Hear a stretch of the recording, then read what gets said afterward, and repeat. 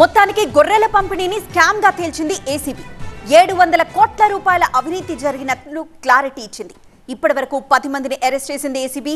నిందితుల్లో మాజీ మంత్రి తలసాని ఓఎస్డీ కళ్యాణ్ ఉన్నారు. ఇక రాజకీయ నేతల ప్రమేయంపై ఏసీబీ ఫోకస్ పెట్టింది.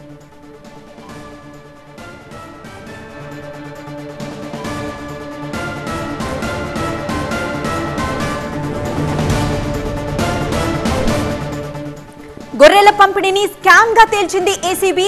700 కోట్ల అవినీతి జరిగినట్లు క్లారిటీ ఇచ్చింది. ఇప్పటివరకు 10 మందిని అరెస్ట్ చేసింది. నిందితుల్లో మాజీ మంత్రి తలసాని ఓఎస్డీ కళ్యాణ్ కూడా ఉన్నట్లు తేల్చింది ఏసీబీ. రాజకీయ నేతల ప్రమేయంపై ఏసీబీ ఫోకస్ పెట్టింది.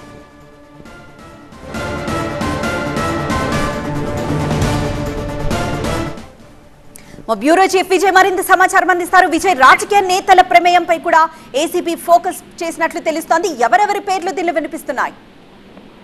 దాదాపు ఈ కేసులో కేవలం ఒక 2 కోట్ల రూపాయలు కావచ్చు, లేకపోతే ఒక 16 కోట్ల రూపాయలకు సంబంధించినటువంటి ఏవైతే ఫ్రాడ్ జరిగిందో అది మాత్రం ఇప్పటి వరకు ఏసీబీ ఇన్వెస్టిగేషన్ చేసిందని అందరూ భావించారు. కానీ ఈ కేసులో ఇప్పుడు తాజాగా 700 కోట్ల స్కామ్ జరిగినట్టుగా ఏసీబీ గుర్తించింది. దాంట్లో భాగంగానే అనేక మంది నేతల్ని, అనేక మంది అధికారులను ఇప్పటికే అరెస్ట్ చేశారు. ఫస్ట్ దళారులు ఎవరైతే ఉన్నారో, వ్యాపారులు ఎవరైతే ఉన్నారో, ఎవరైతే రైతులను మోసం చేసి ఈ పంపిణీకి సంబంధించి, ఏవైతే ఈ గొర్రెల పంపిణీకి సంబంధించిన దాంట్లో వ్యాపారులు ఎక్కడి నుంచి అయితే వచ్చారో వాళ్ళందరినీ అరెస్ట్ చేసిన తర్వాత అసలు సూత్రధారులకి ఇప్పుడు బయటకు వస్తున్నారు. దాంట్లో భాగంగానే ఈ పశుసంవర్ధక శాఖ మాజీ ఎండీగా ఉన్న రామచంద్ర నాయక్ తో పాటుగా గతంలో ఆ శాఖకు మంత్రిగా పనిచేసిన తలసాని శ్రీనివాస్ యాదవ్, మాజీ మంత్రి ఓఎస్డీ కళ్యాణ్ ఈ రోజు అరెస్ట్ చేశారు. ఇప్పుడు ఈ కేసులో మరొక కీలక విషయం, ఈ కేసు అంతా కూడా కేవలం 100 కోట్లు జరిగింది కాదు, 700 కోట్లకు పైగా అవకతవకలు జరిగాయి. ఇది దాదాపు 700 కోట్ల స్కామ్ గా ఏసీబీ తేల్చిన నేపథ్యంలో ఈ వ్యవహారం పైన సీరియస్ గా ఫోకస్ చేయనుంది ఏసీబీ. దాంట్లో భాగంగానే ఇద్దరిని కీలక వ్యక్తుల్ని అరెస్ట్ చేసింది. ఇప్పుడు తాజాగా రాజకీయ నేతలు, అంటే దీంట్లో కార్పొరేషన్ చైర్మన్ తో పాటుగా మంత్రి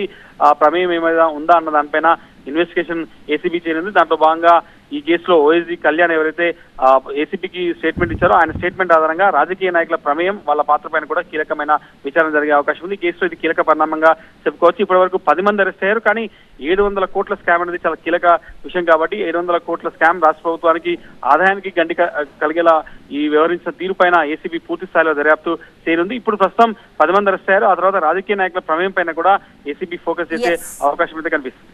ఎస్ విజయ్.